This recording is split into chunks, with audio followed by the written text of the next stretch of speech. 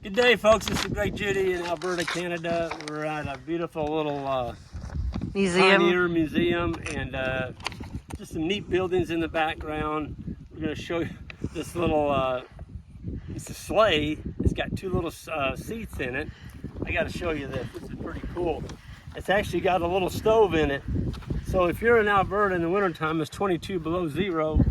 It's a horse-drawn. It's horse-drawn. It's got a tongue on it. Check this out.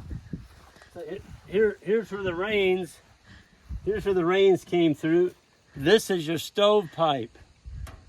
Darn little thing. I can put my hand around it. That's the stovepipe. Let's look inside, see what we see. So the person would have sat right in here, and there's your stove. Here's the damper on it, right here. Here's your wood. There's your rain hole. The rain hole. If you get too hot, it had a little window here you could pop open. Then it's got some glass circles cut. And it's got a rear seat back there. And a door. And a door. Yeah. And I guess that's where you hung your lantern, maybe. So if you're going out to feed the cattle or livestock or even gather up some wood. Or go visit your neighbor. Look at this. Look how heavy built that is. I mean, that's 30 inches wide, and I don't know what kind of wood it is. It wouldn't be oak. It's some kind of pretty darn stout timber, and I don't know what this thing would weigh. But you need a pretty good team of horses to pull it, I would think. But it's just kind of cool. I'd never seen one like this. Jan saw. She thought it was an ice. I thought it was ice fishing. I mean, we're up north. Yeah. Oh. And here's an old piece of equipment. Yeah. A baler. That's not a baler. Thrasher? It's some kind of thrasher, because they probably tied it in bundles. The bundles were fed into there, and it came. There's where the grain. Oh, okay. They're a hopper. Yeah, it came in the hopper over there, and there's your steps. He climbed up to get up to look at your grain. I don't think OSHA would like that these days. No, probably not.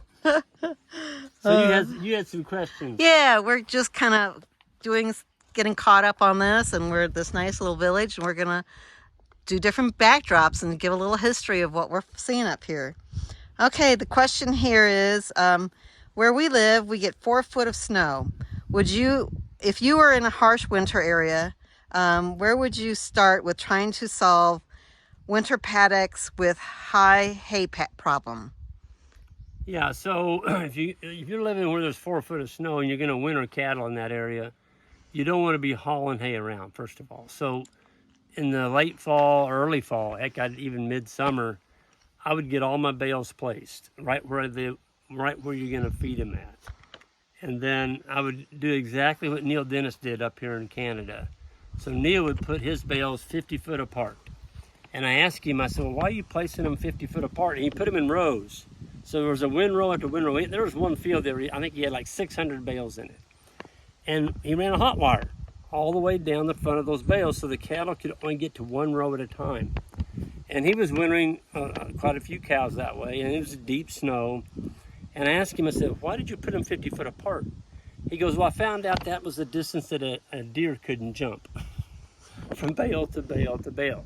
And the deer jumping on top of them in the wintertime kind of messed up the roofs on them, and there was more spoilage that way.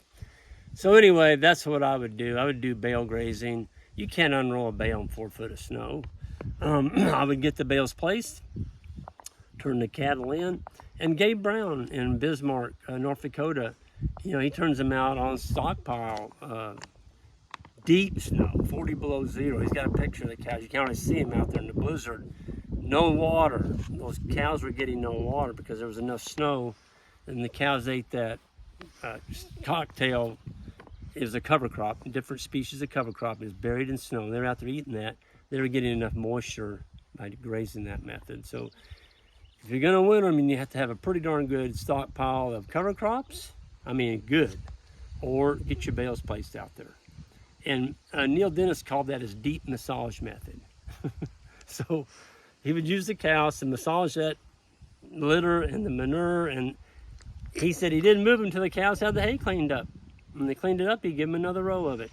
So the key is, again, we're not leaving them there all winter long. Right, you're moving them. Yep. So that will help deter. Well, and the other thing, folks, when you get 4 foot of snow, the ground's probably going to be frozen. Right. Under there. In Missouri, our ground freezes, then it thaws. It freezes, then it thaws. And if you bring in cows and try and do bale grazing in our environment, I tried it. All I did was destroy our pastures because I went down that deep. And I can still take you to those places. That was 25 years ago. You can't hardly ride a four-wheeler over them. That's how rough it is. Let's stand behind. Yeah, the wind's probably getting. Yeah, there. There you go. That will be a lot better. Yeah. So I have a field with a lot of nettles, which are poisonous. Should I go out and cut the field, or cut the invasive nettles out? Yeah, I mean, what I would do is, first of all, animals won't intentionally kill themselves. Now, if that's all they've got to eat is nettles, and you put them in there and they're hungry, they're probably going to eat them. And if this type of nettle you've got is poisonous, you're probably in trouble. But typically, there's other plants growing with the nettles, and so I would let my animals go through and graze. Then I'd go behind, and I'd brush hog those off. One thing you got to be careful about, though, folks, is if you're in a long, protracted drought, don't be out there clipping those pastures off, because I don't care if you've got seeds or you got a few weeds, at least you've got some cover keeping the sun from drying out your ground. If you mow that thing all off and you don't get another rain for 2 or 3 months, you're done. Your ground's going to open up, it's going to crack open, it's going to get hot, all the earthworms are going to leave, your soil microbes. Folks, 80 to 90% of soil life is in the first 3 inches. So if that 3 inches dries out, I'm sorry. You're in trouble. Yeah, they're not working for you anymore. So, and you get a rain. If you get a rain, you got some cover out there. If you brush hog it and you take all that cover off, yeah, I'd be careful about brush hogging in a drought. Yeah. Have you ever thought about using goats? Yes. We had goats at one time over there at Doc's farm. I think our biggest year we got up to like 50 head. And I loved the goats. They were cool animals. They're very personable. Some of the stuff you see them climbing on, you wonder how in the world did they get up there. And they climb, they'll actually graze on their back legs. They'll walk around like this, reaching leaves, and sheep can't do that. And they eat more of the thorny type stuff. And cedars. Yeah, they'll eat cedars. You know, you can put goats in some pretty rough areas and they would do well. The problem we had with goats is they went into our neighbors. They liked their land as well as they did ours, and they'd just clean out all the deer food plots. And if they got into their shrubs by the house. Gone.